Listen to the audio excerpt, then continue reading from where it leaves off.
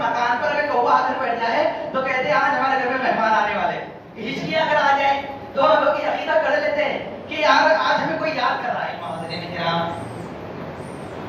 ہماری پوری زندگی تقاریر سنتے سنتے گزر رہی ہے اور خاص طور سے اصلاح معاشرہ پر نہ جانے ہم نے اب تک کتنے ایسے بیانات سنے ہوں گے.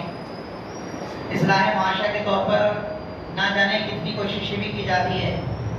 اصلاح معاشرہ کے طور پر جہاں مساجد سے آوازیں اٹھائی جاتی ہے بلند کی جاتی ہے, جہاں مساجد سے اصلاح کا کام ہوتا ہے, وہیں پر بہت ساری ایسی تنظیمیں تحریکیں ہیں وہ بھی اپنے اپنے طور پر اصلاح معاشرہ کا کام انجام دیتی ہیں. شاید نے بہت ہی خوب کہا تھا, چل چل کے تھک چکے ہیں قدم اس کے باوجود, چل چل کے تھک چکے ہیں قدم اس کے باوجود اب تک وہی کھڑا ہوں جہاں سے چلا تھا میں. وہی حال ہمارے سماج اور ہمارے معاشرے کا ہے. ہماری سفر المظفر کے حوالے سے سماج میں اور معاشرے میں جو غلط فہمیاں پھیلی ہوئی ہیں, جو بدگمانیاں جو رائج ہیں, اسی طرح جو باطل نظریات جو قائم ہیں, وہ سماج اور معاشرے پر ایک بہت بڑا کلنک ہے, بہت بڑا دھبا ہے مسلم سماج اور مسلم معاشرے پر. سفر المظفر کے حوالے سے جو عوام میں جو غلط فہمیاں رائج ہے, جو باطل نظریہ جو قائم ہے, اس کے متعلق اگر آپ جانیں گے تو دنگ رہ جائیں گے کہ کس طرح کے نظریات لوگوں نے گڑھ لیے ہیں, کس طرح کی باتیں اسلامی مہینے کے تعلق سے لوگوں نے. خاص طور سے اگر آپ اس مہینے کے حوالے سے بات کریں گے تو ایک عقیدہ پایا جاتا ہے 13 تیزی کا, اور 13 تیزی کے ساتھ ساتھ اس مہینے کے آخری بدھ کا. یہ دو عقیدے بہت زیادہ اس سفر المظفر میں پائے جاتے ہیں. اور خاص طور سے جو لوگ توہمات پر یقین کرتے ہیں, جو لوگ باطل خیالات پر یقین کرتے ہیں, وہ سب سے زیادہ ان دونوں عقیدوں میں ملوث نظر پاتے ہیں, بہت زیادہ وہ مختلف نظر آتے ہیں. آخر کیوں؟ یہ 13 تیزی کیا ہے؟ آپ نے 13 تیزی سے کیا سمجھا ہے؟ بہت سارے لوگوں کا عقیدہ یہ ہے, بہت سارے لوگوں کا خیال یہ ہے, بہت سارے لوگوں کا توہم یہ ہے کہ 1 تاریخ سے لے کر سفر المظفر کی 1 تاریخ سے 13 تاریخ تک کے جو ایام ہیں, جو دن ہیں, معاذ اللہ رب العالمین بڑے منحوس ہیں. ان 13 دنوں میں جو کام بھی کیا جائے وہ ناکام ہو جاتا ہے. شادی بیاہ کی جائے تو شادی بیاہ یعنی جو گھر بسایا جاتا ہے بلکہ وہ گھر اجڑ جاتا ہے, تباہ و برباد ہو جاتا ہے. کاروبار شروع کیا جاتا ہے, وہ کاروبار خسارے کا باعث بن جاتا ہے.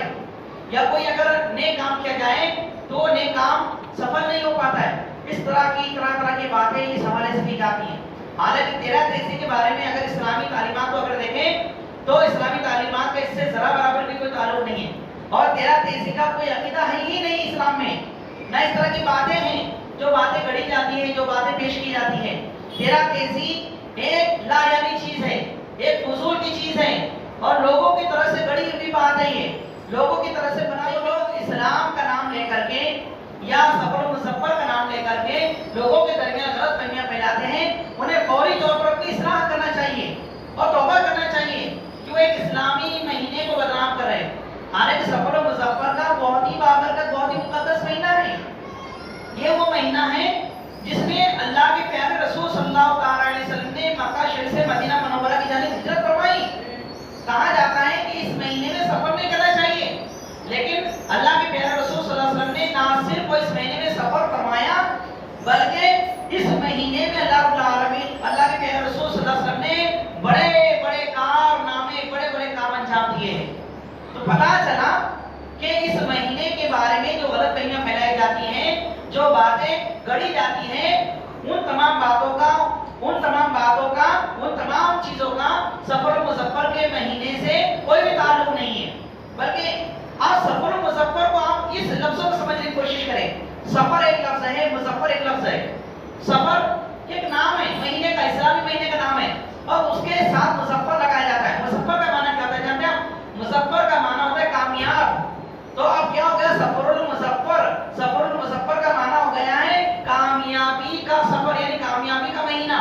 اب کامیابی کا مہینہ اس لیے اسے کہا جاتا ہے کہ اس مہینے میں جو کام بھی کیا جاتا ہے اللہ رب العالمین اس مہینے کی برکت سے ان کاموں کو پائے تکمیل تک پہنچا دیتا ہے.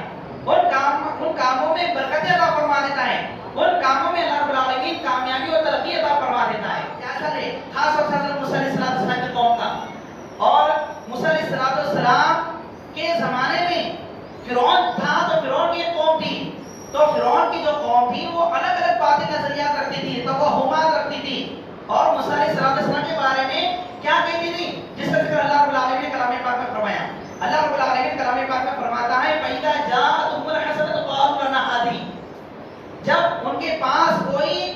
اچھائی آتی تو اسے وہ اپنی جانب پھیر دیتے، کہتے یہ تو ہماری اپنی وجہ سے.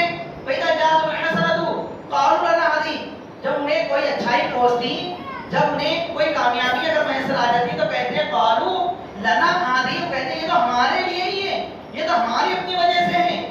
آگے اللہ تعالیٰ فرماتا ہے وَإِن تُصِبْهُمْ سَيِّئَةٌ يَطَّيَّرُوا بِمُوسَىٰ وَمَن مَّعَهُ، اگر انہیں کوئی برائی پہنچتی، کوئی مصیبت لاحق ہو جاتی تو حضرت موسیٰ علیہ السلام کو اور آپ کے تمام ساتھیوں کو مورد الزام ٹھہراتے، سارے الزامات ان کے اوپر ڈال دیتے، یہ ان کی اپنی وجہ سے ہوا ہے. معاذ اللہ رب العالمین. وہ موسیٰ علیہ السلام سے اور موسیٰ علیہ السلام کے قوم یعنی بنی اسرائیل سے وہ بدشگونی لیا کرتے تھے، انہیں منحوس قرار دیا کرتے تھے. تو اس کا رد اللہ رب العالمین نے اس آیت کریمہ میں فرمایا، اور اللہ رب العالمین نے اسی بدشگونی کی وجہ سے اور بدشگونی کے ساتھ ساتھ ان کی اس کرتوت کی وجہ سے طرح طرح کے عذاب میں انہیں مبتلا فرمایا. آگے کے تیسرے نمبر کی آیت میں اللہ رب العالمین نے ان پر نازل کیے جانے والے عذاب کا ذکر فرمایا. چنانچہ اللہ تعالیٰ فرماتا ہے فَأَرْسَلْنَا عَلَيْهِمُ الطُّوفَانَ وَالْجَرَادَ وَالْقُمَّلَ وَالضَّفَادِعَ وَالدَّمَ آیَاتٍ مُفَصَّلَاتٍ.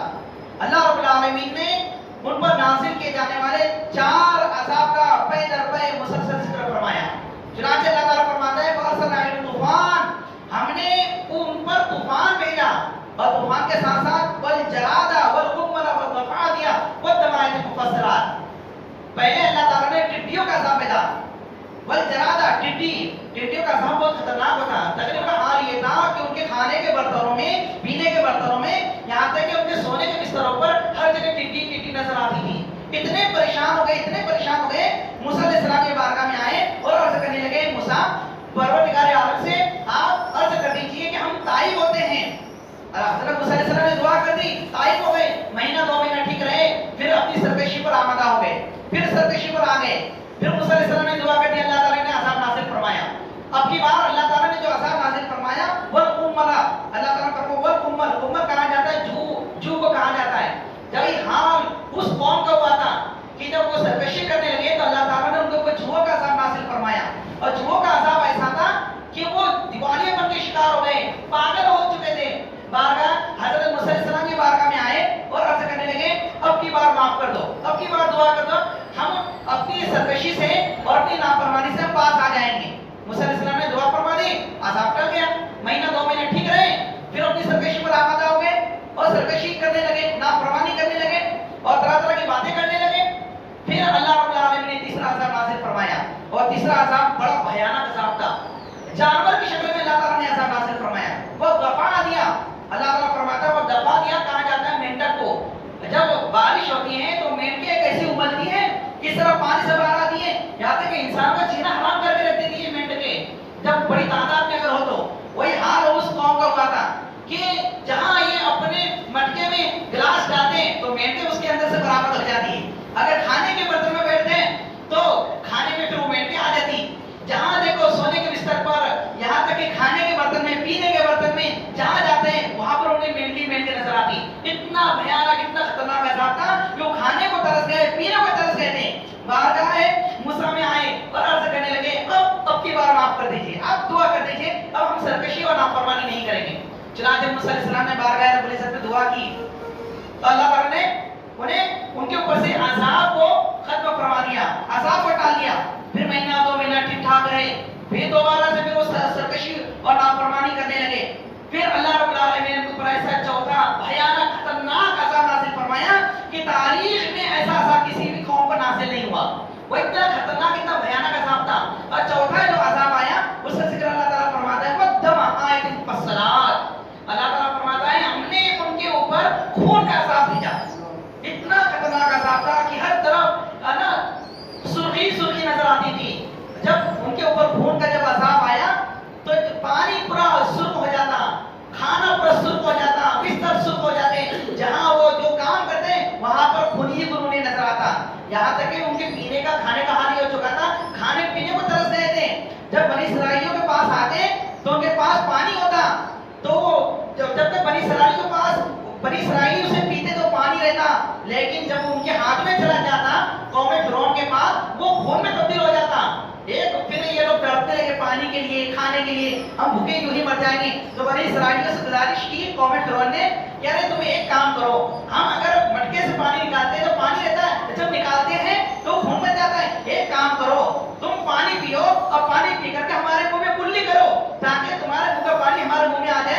اسی طرح ہماری پیاس بجھ جائے، ہماری تشنگی بجھ جائے۔ چنانچہ ایسا بھی کیا گیا، بنی اسرائیلی پانی پیتے اور کلی کرتے قوم فرعون کے منہ میں، تو ان کے بنی اسرائیل کے منہ میں جب تک پانی رہتا تب تک پانی ہی رہتا، لیکن جیسے ہی قوم فرعون کے منہ میں چلا جاتا وہ پانی خون میں تبدیل ہو جاتا۔ اتنا بھیانک، اتنا سخت، اتنا کڑا عذاب اللہ تعالیٰ نے نازل فرمایا۔ یہ سارے عذاب اللہ رب العالمین نے قوم فرعون پر کیوں نازل فرمایا؟ نہ صرف سرکشی کی تھی، نہ صرف نافرمانی، بلکہ حضرت موسیٰ علیہ السلام سے اور آپ کی قوم سے اس قوم نے بدشگونی لی تھی، آپ کو منحوس قرار دیا تھا، اس لیے اللہ رب العالمین نے اس قوم پر اتنا بھیانک، اتنا خطرناک عذاب نازل فرمایا۔ آپ اس واقعے سے اور اس آیت کی تفسیر سے یہ سبق اخذ کر سکتے ہیں، یہ سبق حاصل کر سکتے ہیں کہ اللہ رب العالمین بدشگونی کا کتنا بھیانک، کتنا خطرناک انجام عطا فرماتا ہے، کتنا بھیانک عذاب اللہ تعالیٰ نازل فرماتا ہے۔ یہ تو ہماری خوش نصیبی، خوش بختی ہے کہ اللہ رب العالمین نے ہمیں امت محمدیہ میں پیدا فرمایا۔ امت محمدیہ میں ہونے کی وجہ سے اللہ تعالیٰ ہم کو عذاب سے محفوظ فرما دیا اللہ تعالیٰ نے، ورنہ اگر ہم اور آپ اس طرح کی بدشگونی لینے والی قوم، اس طرح کی نحوست لینے والی قوم اگر دوسرے انبیاء کرام میں اگر ہوتی، دوسرے انبیاء کرام کے قوموں میں اگر ہوتی تو کب کے ہم ہلاک و برباد ہو گئے ہوتے۔ تو ذرا درس حاصل کریں، ذرا سبق حاصل کریں، ذرا عبرت حاصل کریں ان تمام تاریخی اور قرآنی واقعات سے کہ بدشگونی لینا کتنا بڑا جرم ہے، کتنا بڑا گناہ ہے۔ بدشگونی کے بارے میں تو حضور نبی کریم علیہ السلام نے یہاں تک فرمایا بدشگونی لینا حرام ہے، اسلام میں بدشگونی شرک ہے، شرک جیسا گناہ ہے۔ بدشگونی کا مطلب کیا سمجھتے ہو آپ؟ اگر کسی انسان کے ساتھ کوئی اگر حادثہ پیش آ جا رہا ہے تو اس حادثے کا ذمہ دار اگر آپ کسی کو ٹھہرا رہے، کہہ رہے یہ آپ کی وجہ سے پیش آیا، تو گویا کہ آپ اللہ رب العالمین کی قدرت کا انکار کر رہے ہیں۔ حالانکہ آپ کو معلوم ہونا چاہیے کہ تقدیر کا لکھنے والا اللہ رب العالمین ہے، تقدیر کو اللہ رب العالمین نے پیدا فرمایا ہے، اور انسان کے ساتھ چاہے برائی پیش آئے چاہے اچھائی پیش آئے وہ سب تقدیر میں لکھی جا چکی ہے۔ بدشگونی کے جراثیم جو سماج و معاشرے میں الگ الگ طریقے سے پائے جاتے ہیں، جیسے کچھ موٹی موٹی کچھ اہم باتیں، جیسے بہت سارے لوگوں میں کچھ باتیں پائی جاتی ہے بدشگونی کیسے لیتے ہیں، جیسے اگر کوئی کالی بلی راستے سے گزر رہی تھی اور اس نے گزر رہی تھی تو لوگ بولتے ہیں یار اس کا راستہ کاٹ لیا، اور اگر اسی راستے سے گزر جاؤ اور خدا نہ خاصا کوئی حادثہ اگر پیش آ جائے تو اس بلی کو، اس کالی بلی کو مورد الزام ٹھہراتے، اس کے اوپر سارا الزام ڈالتے تھے کہ اس کی وجہ سے ہوا۔ ایک چیز، دوسری چیز ہے کہ اگر کسی کو نظر لگ جائے، بچے کو، آج کل تو بڑوں کو بھی ہم یہ دیکھتے ہیں، یہ جو عمل ہم بتانے جا رہے ہیں، لوگ کیا کرتے ہیں کالا دھاگا لینا، لال دھاگا لینا، کمر میں باندھ دینا۔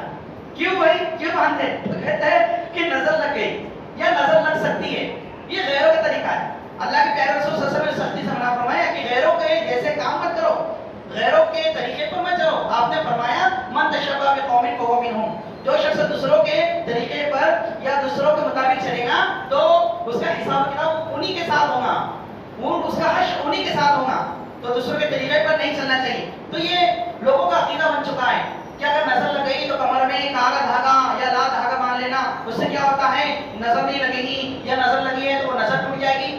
تیسری چیز ہے کہ الو سے بھی لوگ بدفالی لیتے ہیں، بدشگونی لیتے ہیں الو وغیرہ سے۔ اس طرح چوتھی چیز ہے کسی کے آنگن میں، کسی کے مکان پر اگر کوہ آ کر بیٹھ جائے تو کہتے ہیں آج ہمارے گھر میں مہمان آ، کہتے ہیں آج ہمارے گھر میں مہمان آنے والے۔ یہ بھی ایک طرح کا عقیدہ پایا جاتا ہے، یہ بھی بدشگونی کے ذمہ میں آتا ہے۔ اسی طرح لوگ اور ایک بدشگونی لیتے ہیں یا اور ایک عقیدہ لوگوں نے کڑا ہوا ہے، وہ کیا ہے، اگر کسی کو اگر یا کیا بولتے اس کو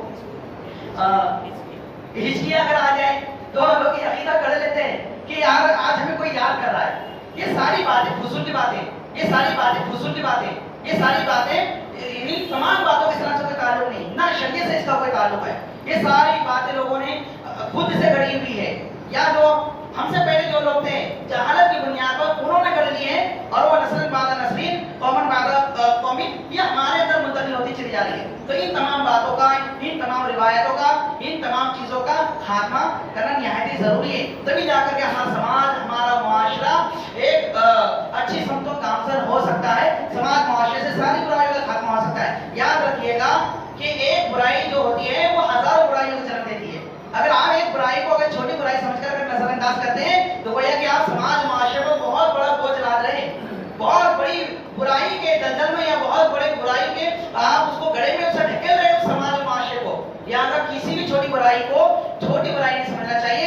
बड़ी ही बुराई समझना चाहिए। जब तक हम छोटी बुराई को बड़ी बुराई नहीं समझकर उसका खात्मा नहीं करेंगे, उसे दूध से मक्खी की तरफ बाहर निकाल कर नहीं फेंकेंगे, तब तक हमारा समाज, हमारा मुआशरा एक साले फिक्र नहीं हो सकता, हमारा समाज मुआशरा मुहज़्ज़ब नहीं हो सकता, हमारा समाज और मुआशरा पाकीज़ा नहीं हो सकता, हमारा समाज और मुआशरा हमारे समाज मुआशरे में तब्दीलियां नहीं आ सकती, इख्तिलाफात नहीं आ सकती है। तो जरूरत इस बात की है कि हम और आप मिलकर, सब मिलकर के समाज मुआशरे से इस तरह की बुराइयों का, इस तरह की बातों का, इस तरह के बातिल नजरिया का मिलकर के खात्मा करें। अल्लाह रब्बुल आलमीन के बारे में दुआ है, जो कुछ कहा गया मैंने सुनने से ज्यादा उसको अमल करने की तौफीक अता फरमाए। अस्सलाम वालेकुम व रहमतुल्लाह। Subscribe now and press the bell icon. Never miss an update.